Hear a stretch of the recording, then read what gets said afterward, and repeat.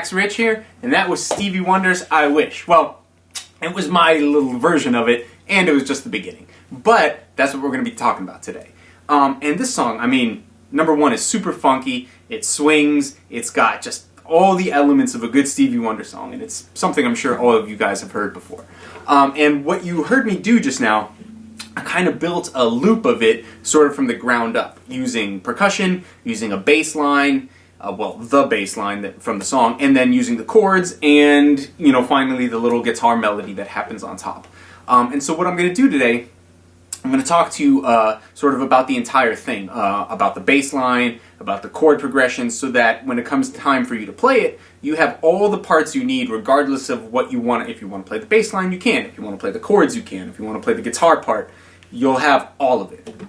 And it's really, really useful to know more than just the guitar part. A lot of guitar players sort of get caught up in, oh, I'm only going to learn the guitar riff because I don't need to learn the bass part because I'm not a bass player. Well, yeah, I guess technically if you're going to play for Stevie Wonder in Stevie Wonder's band, maybe you only need to know the guitar part. But even then, you know, like, it's really useful to know the other things that are going on, you know? I mean, very seldom in music is it the case where, like, you just put up blinders and you're only focused on guitar unless you're playing solo guitar. But if you're playing with other people, or if you're even playing with a loop or a backing track, you need to know what's going on so that you can sort of play with it and interact with it, you know? And that's why learning something like this is so valuable, because it's a good way. It's not intensely difficult, this song, so it's a good way to sort of get into learning how to play other parts, other musical parts on the guitar. So for example, just like that bass line,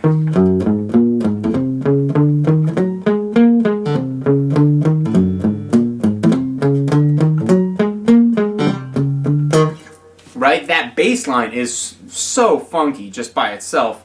And you really need to learn how to swing it in order to make it feel good. You can't play it straight, you can't play it stiff. It's really, we're in basically E flat minor, so we're starting on E flat, and then we're kind of climbing up and down a G flat major scale, and then a chromatic climb up to E flat, and then another G flat major scale up here. And then, so it's like E flat, G flat major scale, climb up to E flat, G flat major scale.